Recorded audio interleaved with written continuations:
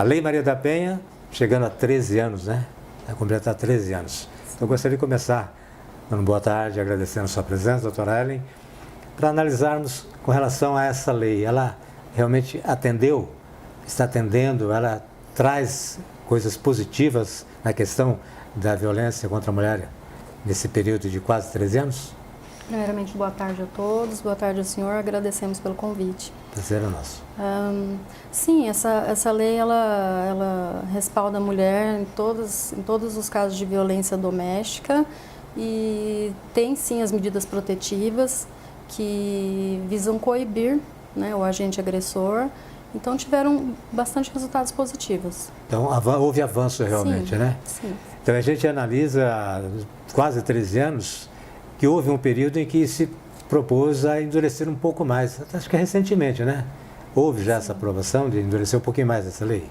Sim, é porque no caso de descumprimento das medidas protetivas não havia uma punição. A lei ela não era clara suficientemente para que o agente agressor fosse punido quando havia esse descumprimento das medidas. Então essa alteração ela veio nesse sentido, ela instituiu um artigo na lei em que há uma punição de prisão, inclusive para o caso de descumprimento de medidas. Porque de nada adiantava, o juiz deferia as medidas protetivas, mas o agente ele descumpria e ficava por isso mesmo. Então, aí agora não, agora a lei é bem clara no sentido de haver a pena de prisão para o descumprimento das medidas protetivas. É uma possibilidade de inibir um pouco mais o agressor, né? Sim. Essa questão. Inclusive também teve uma alteração importante em relação a um tipo de violência que a mulher vem sofrendo, que é a divulgação de conteúdo de cunho sexual, né, na internet, onde quer que seja, que isso não havia também uma previsão específica na lei.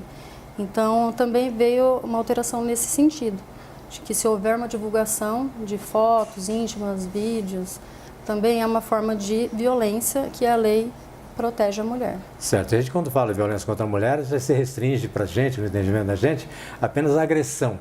O agressor agrediu. Mas existe vários tipos de agressão contra a mulher, não existe? Sim.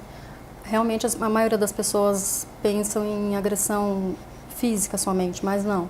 A lei ela prevê situações de agressão física, sexual, psíquica, moral, patrimonial, né? Então, vai muito além do que as pessoas imaginam, né? Muitas vezes, o agressor ele persegue a vítima, muitas vezes a chantagem, muitas vezes ele destrói objetos da vítima. Então, tudo isso, a lei resguarda a mulher de todos esses tipos de violência. Certo. A questão do Estado. O Estado dá a impressão que em alguns setores o Estado está falhando na questão da proteção, da medida protetiva, né? Estava acontecendo aí fatos, feminicídios, quase todo dia, os veículos de comunicação noticiando. E parece que o Estado não tem um suporte, né, para dar um respaldo de proteção efetiva para a mulher. A partir daquele momento que ela faz a denúncia, já o Estado recolhe para a proteção efetiva para evitar que esse agressor tenha contato. Me parece que essa parte do Estado está falhando, não está? Sim, realmente, infelizmente, o Estado não tem uma estrutura ainda adequada para atender toda essa demanda, né, para deixar a mulher realmente segura quando ela resolve denunciar o agressor. Então, a obrigação do Estado é dar um suporte, uma assistência social para a vítima da violência, porém não há muita efetividade, né, nesses casos.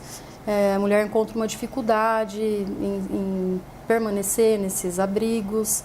Aí tem a questão dos filhos também. É bem complexo, né? É bem complexo. E também falta, ao meu ver, uma implementação de políticas públicas, né, no sentido de conscientizar a população, de debater mais acerca desse assunto. Bem, eu estava vendo uma juíza do ABC Paulista e nos casos que ela trata, ela exige que o agressor passe tipo num curso, né, sobre essa questão. Inclusive é bem assim, importante porque depois do período do curso vai voltar para uma avaliação extremamente importante. Eu notei, né, eu estava pesquisando um pouco mais, notei que isso deu resultado porque não houve nenhuma reincidência nos casos que ela atendeu. Isso não poderia ser como um todo? Existe essa prerrogativa para os juízes fazer isso como um todo, em todo o país?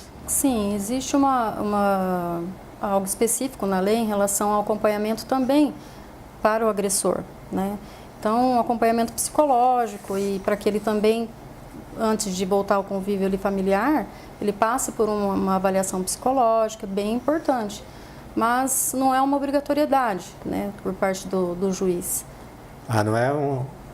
Ele pode fazer? Dependendo do caso, que o juiz julgar necessário, é que defere esse tipo de acompanhamento. Ah, sim. E com relação a essa questão da mulher que, na primeira vista, ela vai lá e faz uma denúncia. Ela faz a denúncia, mas depois, de repente, ela volta a ser agredida novamente, ela vai querer retirar essa denúncia, por quê? Porque o marido voltou a agredi-la e impôs aquela condição, pressionou nessa agressão. Ela pode retirar uma denúncia como essa ou não? Não, via de regra ela não pode retirar. Dependendo do caso, há situações em que somente perante o juízo também e perante o Ministério Público, antes da denúncia, pode ser retirada essa representação.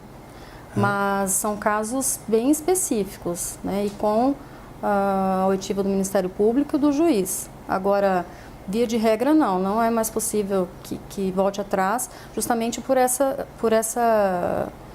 pressão, né, que o agressor faz para a vítima retirar.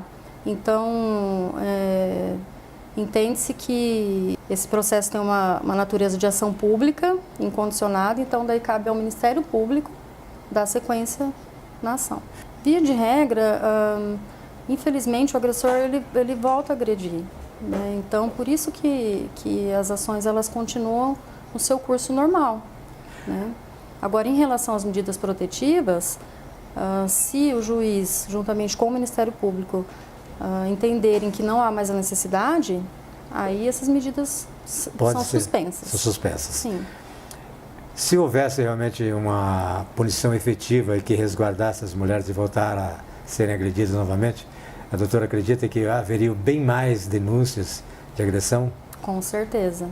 Existe um canal hoje, né, que é o 180, a mulher pode ligar e denunciar, mas muitas vezes ela se inibe de procurar a autoridade policial justamente porque não tem efetividade, né? Então, para que ela não passe vergonha, para que ela não se sinta coagida, e muitas vezes ela não denuncia por isso. Acredito que quando houver maior efetividade, né, no cumprimento... Mais denúncias irão acontecer. Com certeza, o que fará com que diminua a violência contra a mulher. Acho que tem que ter coragem para denunciar também, não é verdade? Sim, tem que ter coragem. É um assunto que tem que ser bastante debatido, né? É um assunto que precisa ser discutido. A sociedade, embora seja um assunto bastante indigesto, mas há necessidade de que seja debatido, discutido, que venha à tona situações para que as pessoas se conscientizem.